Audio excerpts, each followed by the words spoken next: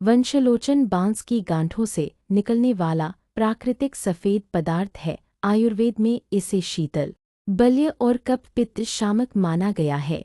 वंशलोचन के प्रमुख फायदे: खांसी व दमा में लाभकारी, कफ को पतला कर बाहर निकालने में मदद करता है, श्वास नली को आराम देता है, पाचन तंत्र मजबूत करे, अपच, गैस, अम्लता और पेट की जलन में शीतल प्रभाव देता है, हड्डियों व दांतों के लिए उपयोगी, प्राकृतिक सिलिका होने से हड्डियां, दांत और नाखून मजबूत होते हैं, शरीर की कमजोरी दूर करे, बलवर्धक होने से थकान, दुर्बलता और रोगों के बाद की कमजोरी में सहायक, महिलाओं के लिए लाभ, श्वेत प्रदर और सफ़ेद पानी में लाभकारी, शरीर में ठंडक बनाए रखता है, बुखार व गर्मी में राहत, शीतल गुण के कारण बुखार और अत्यधिक गर्मी में आराम देता है, त्वचा के लिए फायदेमंद, शरीर की गर्मी कम कर त्वचा की जलन व रैशेज में सहायक।